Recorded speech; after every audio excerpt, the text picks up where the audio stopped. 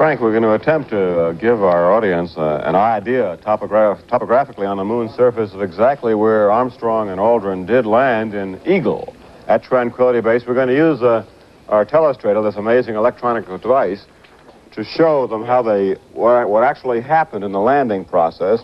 They were due to land, if the camera can pan just a little bit left on this lunar topographic chart. A little more left now till we pick up the ellipse that was the original target. More left, slightly more left. There we are.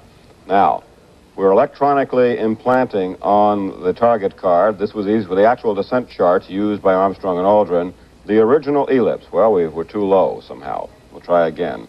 That was the original ellipse there.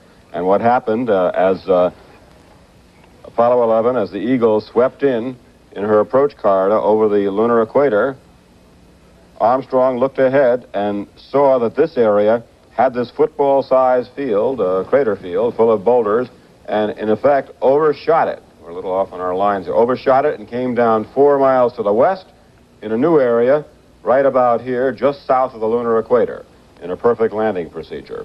And the amazing thing was that he needed every bit of his fuel reserve to do the maneuver with.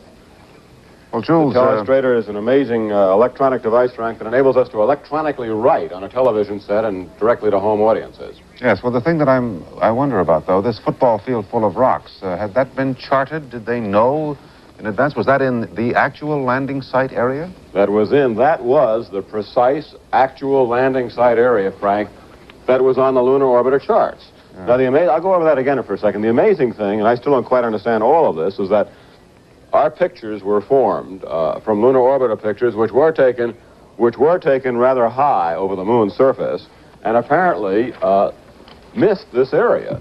Lunar Orbiter's pictures were supposed to be down to 1 meter or 3-foot resolution in many cases. Remember, I mentioned earlier that orbiter was capable of 1 meter, 3-foot resolution, just about like that. And indeed, the scientists had spotted 6,000 craters, large, small, medium, minute craters in this area. But apparently the football field-sized crater was completely missed. So it was old-fashioned pilot judgment by Neil Armstrong.